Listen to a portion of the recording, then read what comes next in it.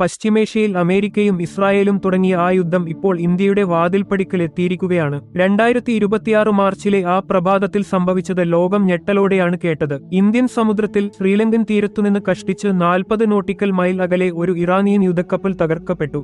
Aris Dana എന്നായിരുന്നു ആ കപ്പലിന്റെ പേര്. ഏറ്റവും ഗൗരവകരമായ കാര്യം എന്തെന്നാൽ ഈ കപ്പൽ ഇന്ത്യയുടെ അഭിമാനമായ മിലൻ 2026 എന്ന നാവിക അഭ്യാസത്തിൽ പങ്കെടുത്ത് മടങ്ങുകയായിരുന്നു എന്നതാണ്. ഇന്ത്യൻ നാവികസേന സ്നേഹത്തോടെയും സൗഹൃദത്തോടെയും സ്വീകരിച്ച ഒരു കപ്പൽ അമേരിക്കയുടെ MK-48 ടോർപിഡോ പ്രയോഗത്തിൽ നിമിഷങ്ങൾക്കുള്ളിൽ സമുദ്രത്തിൽ താഴ്ന്നുപോയി. 87 ഇറാനിയൻ സൈനികർ അവിടെ കൊല്ലപ്പെട്ടു. പക്ഷേ നമ്മുടെ രാജ്യം എന്തു ചെയ്തു? ബിജെപിയുടെ ഔദ്യോഗിക ഹാൻഡിൽ പറയുന്നത് ഇത് ഞങ്ങളുടെ ബിസിനസ്സല്ല എന്നാണ്. ഇത് വെറുമൊരു കപ്പൽ മുങ്ങിയ കഥയല്ല, മറിച്ച് ഇന്ത്യയുടെ വിദേശനയം എത്രത്തോളം തകർച്ചയിലാണെന്നതിന്റെ സൂചനയാണ്. നിലവിൽ യുദ്ധം എവിടെ എത്തിനിൽക്കുന്നു എന്ന് നോക്കാം. ഇറാന്റെ തലസ്ഥാനമായ ടെഹ്റാനിലും മറ്റു പ്രധാന നഗരങ്ങളിലും അമേരിക്കൻ സേന 2000-ത്തിലധികം ലക്ഷ്യസ്ഥാനങ്ങളിൽ ബോംബ് വർഷിച്ചു കഴിഞ്ഞു. എന്നാൽ ഇറാൻ നിശബ്ദമായിരിക്കുകയല്ല. 9 രാജ്യങ്ങളിലായി പടർന്നുകിടക്കുന്ന 27 അമേരിക്കൻ സൈനിക താവളങ്ങളിലേക്ക് ഇറാൻ മിസൈലുകൾ അയച്ചു. ബഹ്റൈനിലെ US 5th ഫ്ലീറ്റിന്റെ ഹെഡ്ക്വാർട്ടേഴ്സിൽ പുക ഉയരുന്നത് ലോകം കണ്ടു. കുവൈത്തിൽ അമേരിക്കൻ വിമാനങ്ങൾ തകർന്നു വീണു. ഇസ്രായേലിലെ ടെൽ അവീവിൽ 40-ലധികം കെട്ടിടങ്ങൾ ഇറാൻ ആക്രമണത്തിൽ തകർന്നു.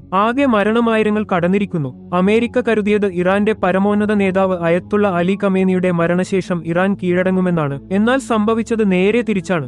ലെബനനിലെ ഹിസ്ബുള്ളയും ഈ യുദ്ധത്തിലേക്ക് എടുത്തുചാടി. ഇതിനെല്ലാം പുറമെ ലോകം ഏറ്റവും ഭയന്ന കാര്യം സംഭവിച്ചു. ഇറാൻ ഹോർമുസ് കടലിടുക്ക് സ്ട്രേറ്റ് ഓഫ് ഹോർമുസ് അടച്ചു. ലോകത്തെ 20% എണ്ണ കടന്നുപോകുന്ന ഈ വഴി അടഞ്ഞാൽ അത് ഇന്ത്യയെ എങ്ങനെ ബാധിക്കുമെന്ന് നമുക്ക് നോക്കാം. കഴിഞ്ഞ ഏതാനും വർഷങ്ങളായി ഇന്ത്യൻ സമുദ്രത്തിന്റെ കാവൽക്കാരാണ് തങ്ങളെന്ന് നരേന്ദ്രമോദി സർക്കാർ അവകാശപ്പെടാറുണ്ട്. എന്നാൽ നമ്മുടെ അനുവാദം പോലുമില്ലാതെ നമ്മുടെ തീരത്തിനടുത്ത് വെച്ച് ഒരു സഖ്യകക്ഷിയുടെ കപ്പൽ അമേരിക്ക തകർക്കുമ്പോൾ നാം മൗനം പാലിക്കുന്നു. ഇത് നമ്മുടെ പരമാധികാരത്തിന്മേലുള്ള കടന്നുകയറ്റമല്ലേ? ചരിത്രം പരിശോധിച്ചാൽ നമുക്ക് മനസ്സിലാകും. ഇന്ത്യ എപ്പോഴും ഒരു ബാലൻസിംഗ് പോളിസി, സ്ട്രാറ്റജിക് ഓട്ടോണമി ആണ് സ്വീകരിച്ചിരുന്നത്. 1979-ൽ സോവിയറ്റ് യൂണിയൻ അഫ്ഗാനിസ്ഥാനെ ആക്രമിച്ചപ്പോൾ ഇന്ദിരാഗാന്ധി അതിനെ എതിർത്തു. 2003-ൽ അമേരിക്ക ഇറാഖിനെ ആക്രമിച്ചപ്പോൾ വാജ്പേയി അമേരിക്കയുടെ സമ്മർദ്ദത്തിന് വഴങ്ങി സൈന്യത്തെ അയക്കാൻ തയ്യാറായില്ല. 2011-ൽ ലിബിയ വിഷയത്തിൽ മൻമോഹൻ സിംഗ് ശക്തമായ നിലപാടെടുത്തു. എന്നാൽ ഇന്ന് ഇസ്രായേലിനെയും അമേരിക്കയെയും പിണക്കാതിരിക്കാൻ ഇന്ത്യ സ്വന്തം ധാർമ്മിക നിലപാടുകൾ മറക്കുകയാണോ? മോദി ഇസ്രായേൽ സന്ദർശിച്ച് 48 മണിക്കൂറിനുള്ളിലാണ് ഇറാന് നേരെ ആക്രമണമുണ്ടായത് എന്നത് ശ്രദ്ധേയമാണ്. ഇനി ഇത് നിങ്ങളുടെ പോക്കറ്റിനെ എങ്ങനെ ബാധിക്കുമെന്ന് നോക്കാം. ഇന്ത്യയ്ക്ക് ആവശ്യമായ എണ്ണയുടെ 55% വരുന്നത് മിഡിൽ ഈസ്റ്റിൽ നിന്നാണ്. ഹോർമുസ് കടലിടുക്ക് അടഞ്ഞതോടെ ഈ വിതരണം തടസ്സപ്പെട്ടു. റഷ്യയിൽ നിന്നുള്ള എണ്ണ ഇറക്കുമതി അമേരിക്കയുടെ നിർദ്ദേശപ്രകാരം നാം കുറച്ചു.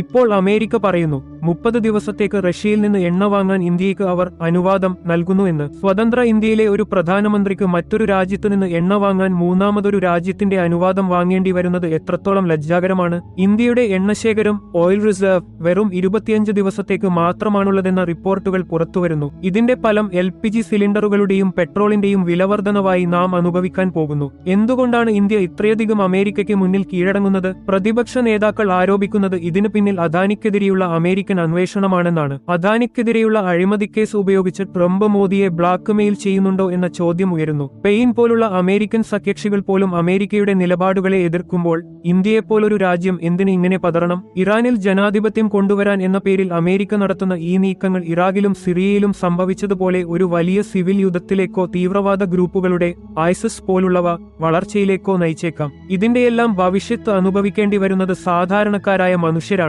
നമ്മുടെ വിദേശനയം മെച്ചപ്പെട്ടില്ലെങ്കിൽ നാം ലോകഗുരുവാകാൻ ശ്രമിക്കുന്നതിന് പകരം മറ്റാരുടെയെങ്കിലും ചതുരംഗപ്പലകയിലെ കരുക്കളായി മാറും. ഈ യുദ്ധം നമ്മുടെ സമ്പദ്വ്യവസ്ഥയെയും സുരക്ഷയെയും തകർക്കുന്നതിന് മുൻപ് നാം ഉണർന്ന് പ്രവർത്തിക്കേണ്ടതുണ്ട്. നിങ്ങൾക്ക് ഈ വീഡിയോ ഇഷ്ടപ്പെട്ടെങ്കിൽ ഷെയർ ചെയ്യുക. നിങ്ങളുടെ അഭിപ്രായങ്ങൾ താഴെ കമന്റ് ചെയ്യുക.